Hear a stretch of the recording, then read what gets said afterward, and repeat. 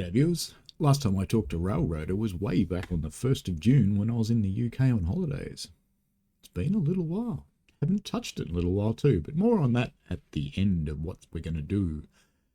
So I thought I'd run through the patch notes. Here's a simple one. 2024.5.1a hotfix error for a waybill payment calculation. That usually means in the last patch they changed this and buggered it up. That's okay. Are we actually recording this time? We are. Wonderful. I went through all of this, took 12 minutes, wasn't actually recording my voice. That's okay. 2024.5.1. Thank you for your feedback. We love you. Quit confirmation now shows time since last save. Now that's actually quite handy because when you're quitting, if you know you saved 2 seconds ago, you just go, yeah, whatever. Doubled the S23 tender coal capacity. Fixed firebox tooltips. Sounds like that was running out of coal too quick. Fixed the C55 water hatch tooltips. Minor updates to the C46 and the A26. Fixed wear and tear damage being only applied to railroad-owned cars. Changed delivery damage fine threshold to 95%. I assume that means if you're giving a car at the interchange, it's got to be in good condition, I guess. Fixed oiling tooltip appearing if wear and tear has been disabled.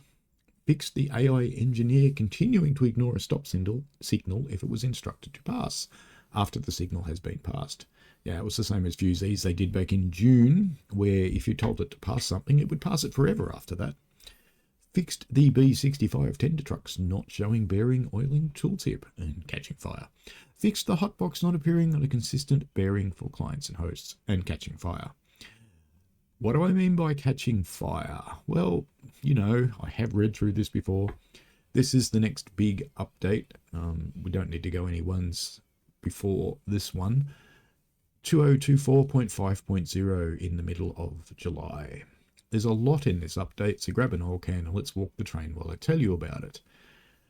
We're continuing to build and refine wear and tear in Railroader by adding 2 new features, oiling and hotboxes, adjusting how repair tracks work. There's also 2 big new quality of life features, the context menu and notices, as well as some exciting enhancements for switches, manual unlocking CTC switches, and throw audits for multiplayer. That journal box looks like it needs more oil. Get that one real quick. So if you glance down the strain there, you can see that there's an axle box that's actually on fire. So that one probably needs a little more than oil. It needs the pads ripping out and cooling off and being dropped somewhere for repair. While hotboxes are still a concern in railroading, in the days of friction bearings, they were a much bigger deal. Hotbox refers to the axle bearing overheating, usually due to inadequate lubrication. That's where oiling comes in. So I might just cover that a little bit. If you look at their graphic there where they're showing the oil being filled up, what's basically in there is a bearing surface and the machined axle surface that rub together, and it does create a bit of friction. There is usually a big wool pad in there, which is covered in oil. That wool pad distributes the oil around the axle, so it's always well lubricated. Because face it, even though there's creams available today, you don't want a hot box. Who said that? But anyway, our goal with bearing oiling was to add simple preventative maintenance interaction with a fun consequence. Hot boxes. Cars and steam engines, but not diesels, have a bearing oil level which can be checked by hovering the mouse over the trucks or drivers. Diesels would normally have a sealed bearing, that's why they don't have this feature. Filling the oil is as simple as holding the left mouse on the truck or drivers while the oil percentage rises. You want to check the oil level on cars arriving at the interchange, so they're going to stiff you and send you empty ones. As the oil level drops below 50%, wear starts to rise, as does the risk of a hotbox. You can spot a hotbox by the smoke as well as the tooltip. If a hotbox occurs, you want to add oil and keep the speed below 15 miles an hour to avoid further damage. Actually, it doesn't matter how slowly you move, you're going to root that bearing. Hotboxes are repaired by taking the car to any repair track, and that's where they'll rip out the wool, clean out the oil, replace the bearing, and put it back together again. Cars in good condition only consume about 0.5% of their oil in a mile. That's very high. That's like really, really high. So we fill the axle boxes in our locomotives every second day, and we fill the axle boxes on our cars every 7 days. 0.5% in a mile, that's a lot. AI engineers, when stopped, will gradually walk the train and oil any cars below the 75% oil level. So what you do is you bung an AI engine on the front of your train, tell it to move 2 feet and stop, and the AI engineer will go and oil your train. Oh, I like this. AI engineers periodically check the train for hotboxes and automatically reduce speed. You can always turn off oiling and hotboxes in the settings menu for your game. Additional changes to wear and repair. We've adjusted the rate at which equipment on the road takes wear to better incentivise regular maintenance while not being too punishing if you don't put your engines in the shed every night. And nor should you have to, really, because, you know, railways, 24-hour businesses. For general use, you should expect condition to fall from 100% to 90% in the first 200 miles, but it will take over 3,000 miles before you reach 50%. That actually seems low for steam engines, to be honest. For diesels, it's alright.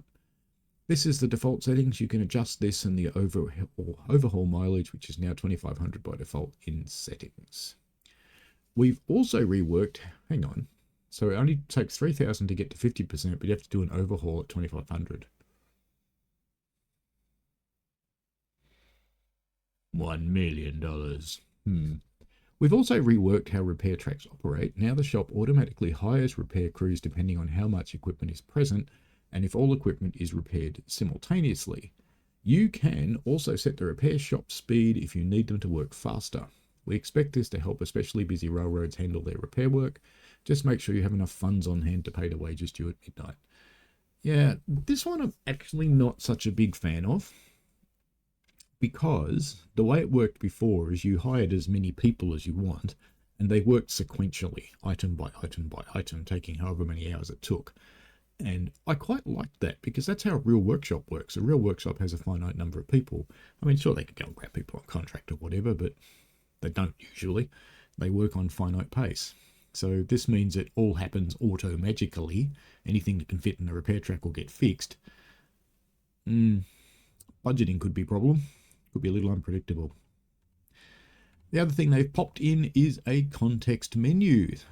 I actually hate context menus because they kind of screw with the immersion. I'd rather twist on the handbrake wheel or pull the wire to do the bleed. We've added a context menu for equipment. I hate them.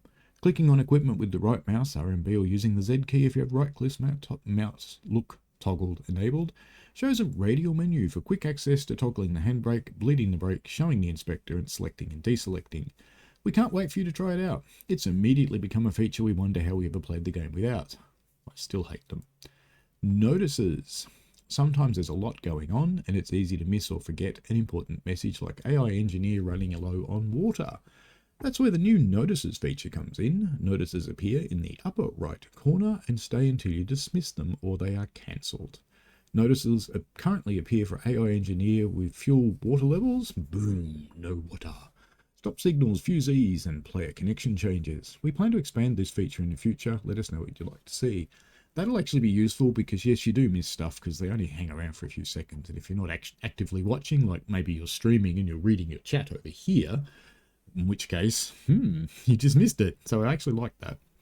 CTC switch unlocking. If you're doing some switching around a CTC interlocking, it can be cumbersome to clear the interlocking and contact the dispatcher for every throw.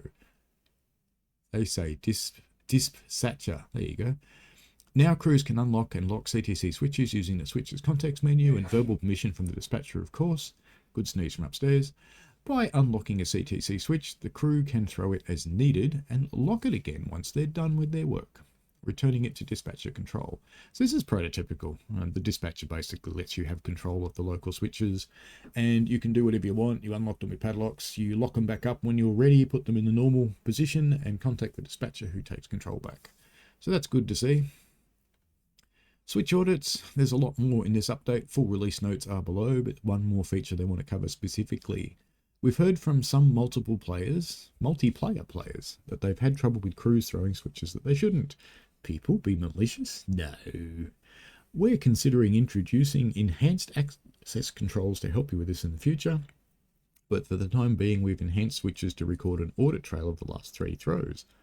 To see the audit data for a switch, hold shift while hovering over the switch and the tool tap will expand to show the available audit data.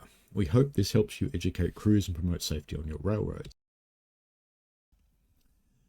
We can see there a derailed train, and you can see that Reynard did it. So now you can go and visit Reynard and go, mate, I'm going to spend 2 days jacking up a train and putting it on the tracks and repairing everything, and then I'm going to spend 2 days jacking up your... Yeah, you know what I mean. Okay, let's go into the full release notes. So we will skip the wear and tear stuff because we've already talked about it. We've talked about the CT3, we've talked about the switches, we've talked about notices.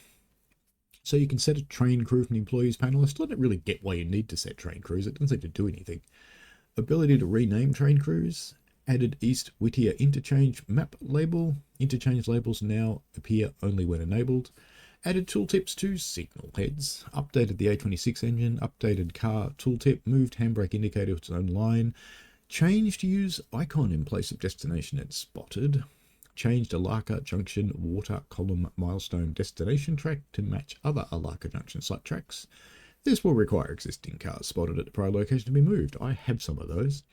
Changed milestone button text to use start when ordering cars and purchase for milestones without cars. Changed AI to whistle more rapidly when moving a short distance. Boop, boop. Improved restoring player position on connect or load when the player was riding on the top of a car. Well, if the car's gone, you fell on your ass. Mines now spot cars with air connected, end angle cocks open, and brake cylinders bled. Well, that's boring. Improved map switch button culling UI scaling. Let me tell you why that's boring, by the way. You should inspect your train and you should actually settle your angle cocks and everything. It's the normal thing railways do. Anyway. Improved the display of small quantities of weight measured loads. Audio is now muted when pausing the game in single player. Oh, don't do that. That's a dumb thing for people who stream and record. It really is, because when you switch out of the application, sound goes. Oh, why would you do that? Anyway, I hope you can turn that off. Expanded range of sound preferences sliders to 200%. Fixed CTC not initializing correctly when purchased, which could cause signals at the extent of the system not to be settable. Fixed phantom switch stands throw sounds. Fixed the Dillsborough. Haven't had to say Dillsborough for 2 months. Diesel sound enabled by defaulting in sandbox mode. Fixed AI announcing that it is stopping for a signal of fuse when it just stopped for a couple in a yard mode. Fixed AI setting headlight to forward when stopping. Fixed AI not starting with reverser at 100%. Well, reality you don't need to, not when you're on a flat. Fixed console text field being selected when hitting W in certain cases. Fixed map icon for triple-headed Verizon entry signals. Fixed unable to sell a car that was already waybilled to buy or repair parts or fuel. Any previously set to sell destinations have been lost and will need to be reapplied. I'm pretty sure I had a couple on sale before I stopped playing. I have to fix that too. Fixed copy to coupled of auto waybills, applying waybills to cars which shouldn't be waybilled to those destinations. Fixed a case where the player would be dropped from a car they were riding when the camera is elsewhere. Fixed paying down loan resulting in negative loan payments in certain circumstances.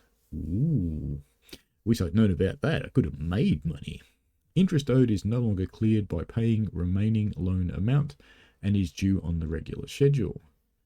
Does that mean you keep paying interest after you've paid the loan out? What? Fixed cars sent away for loading that have still having their handbrake set upon return.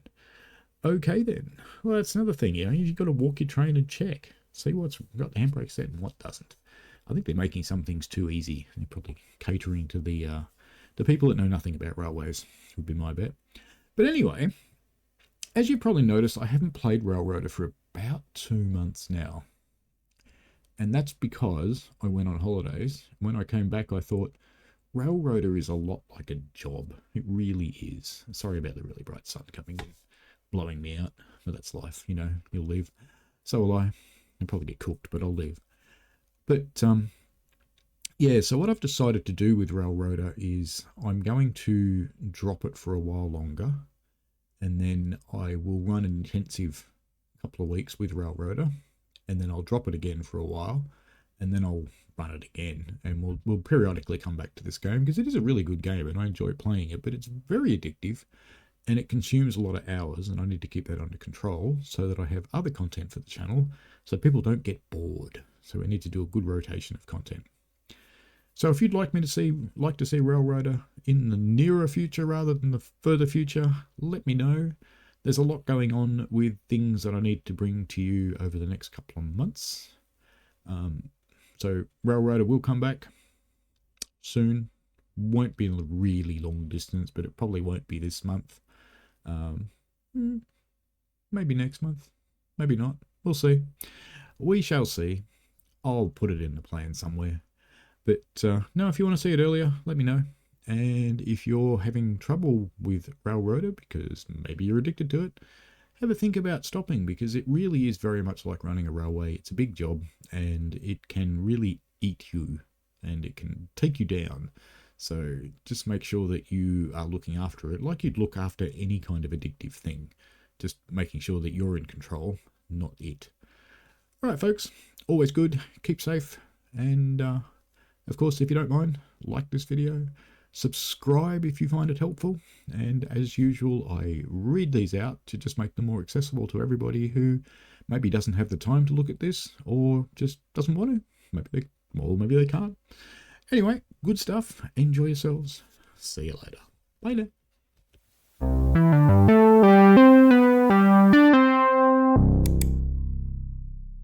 We played a game.